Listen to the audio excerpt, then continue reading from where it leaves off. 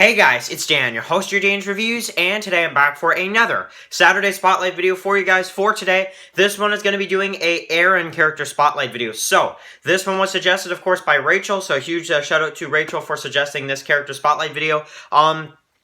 This one we're going to be doing a character spotlight video on Aaron, but of course, if you want to get a shout out for next week's character spotlight video, all you got to do is be the first one to comment and suggest the next character spotlight. I will pin your comment on the top so everybody can see it, and you will be the person that gets a shout out in next week's video. But yeah, anyway, so for this week, a shout out to Rachel for suggesting this spotlight. So, Aaron, okay, so I was actually really happy when I got this suggestion because honestly, there is a lot of characters I've done character spotlight videos on. I've almost done 50 at this point, and I haven't done an Aaron spotlight at all. And I don't know. I kind of find that really crazy to think, but yeah, I'm really excited to get into this one because Aaron, in my opinion, is one of the best characters in the series right now. But at least one of my favorites, and I'm really excited to see what they do with him this season. Hopefully, they don't kill him off, but because Walking Dead likes to do those unexpected deaths. I mean, they killed off Jesus out of nowhere last season, so. Really, you never know. But anyway, let's give our thoughts on Aaron's character. So, of course, Aaron was introduced in Season 5, Episode 10, at the very end of the episode. Who could, forget about that? And, of course, is still alive right now going into Season 10, all the way to Season 9, Episode 16. So, basically, he's introduced, and the group doesn't trust him. Rick knocks him out immediately, doesn't believe he actually has this camp, and I really like how, they tie him up. They look around the barn, he sends groups out, and he tells them that if they're not back in an hour, I'll put a knife in the base of your skull. So, I'm just like, okay, Rick, so, but honestly, I love how calm Rick says it. Like, he's like, if the 5 are back in an hour, I'll put a knife in the base of your skull. It's just like, Rick says it so calmly, like it's just no big deal. Like, no big deal, he just threatened to kill Aaron like that. So, I don't know, but he promised them, and that's, I guess that's all there is to it. But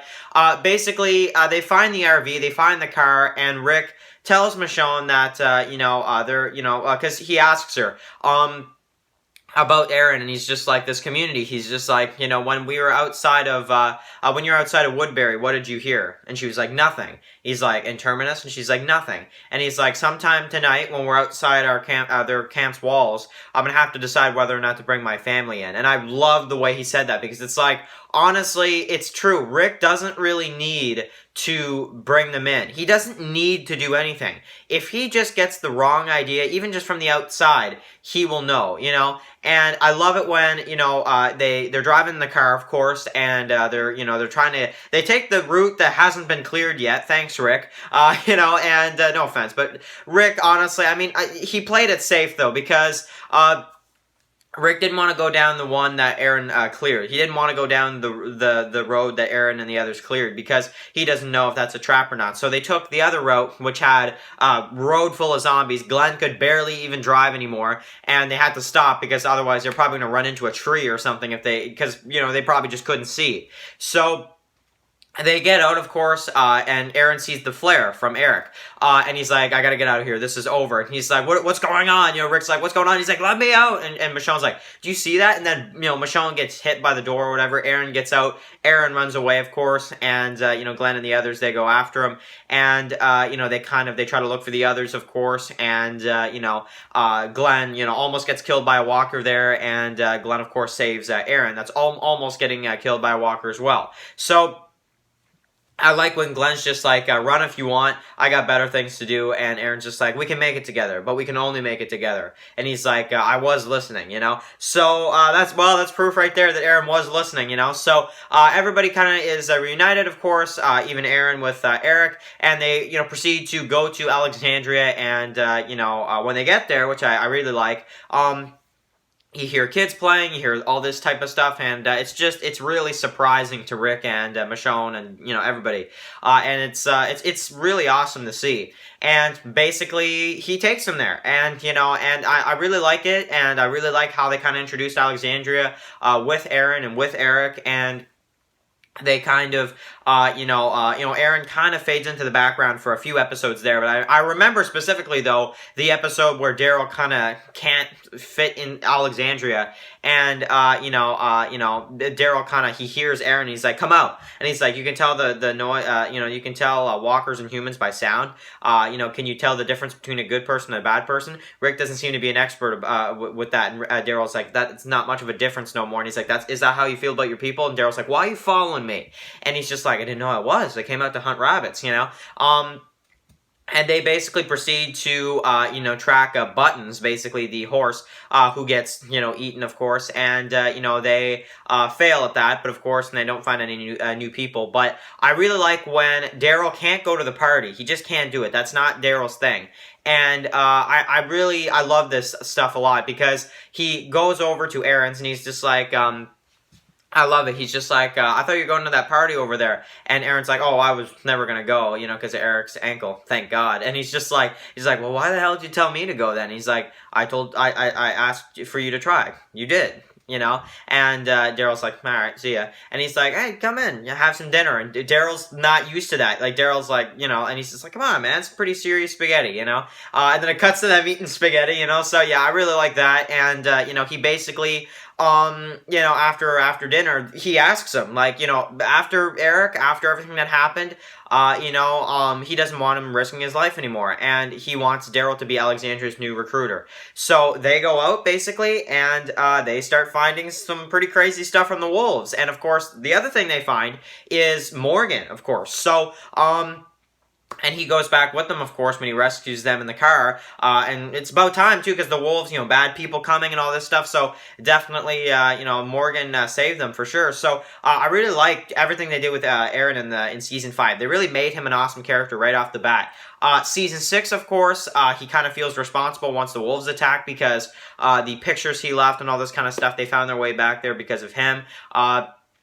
And we have the walkers, of course, that are at Alexandria. We have No Way Out, of course. Aaron's a huge part of that. And then, of course, after the time skip, we get to see not much of Aaron. He's there. He's here and there. But I remember a lot in the second half of Season 6. Aaron just kind of fading into the background for a lot of them. But in the finale, I really like how Rick, tells Aaron, it's not up for discussion. You're not coming with us, And because Aaron wants to help Rick against the Saviors get Maggie to the hilltop, and he's like, you're just gonna have to punch me in the face and tie me up again, because that's what it's gonna take to stop me. And I like how Rick just looks at him and he's like, just come on, I don't have time to argue with you with this. But anyway, so in Season 7, of course, I really like how when Daryl's captured by the Saviors after everything that happened with Glenn and Abraham, he is pretty much the only one that can really be like Rick's second in command. And Aaron and Rick, looking for supplies for Negan and the Saviors, doing what they need to do.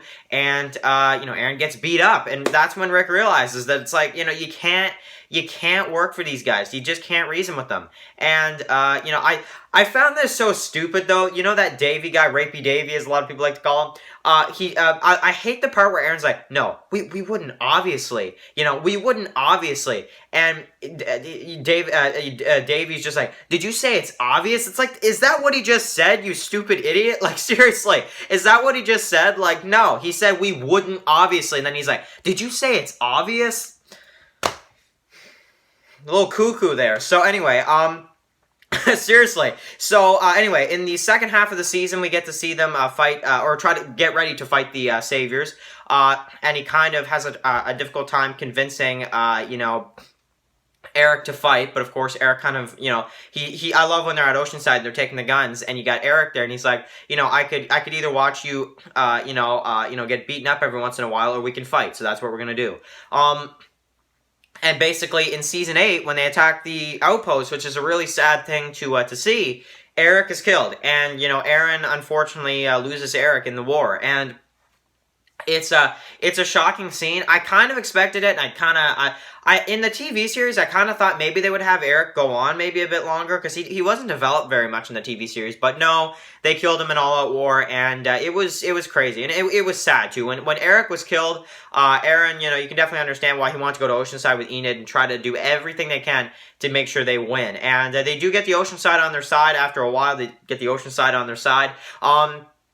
And in the season 8 finale, they attack, Hilltop and, kill all the saviors that are attacking Hilltop in the season 8 finale. So, in season 9, of course, with the bridge and then building the bridge, we have the big event where he loses his arm. And of course, he does survive it. They have to amputate and all that kind of stuff. And, I love when Enid's just like, Sadiq's gone, it's just me. And Daryl's like, it's just you then, do it, And, basically we get to see Aaron, recover, but he's not in episode 3, 4, or 5 of season 9. I'm not really sure why. Maybe they just didn't want to, include him, and maybe they didn't want to show the stump because of, money, or I don't know, something like that. But of course, we get to see him after the time skip, after the huge time skip, and him and Jesus kind of go and they talk to each other and stuff like that.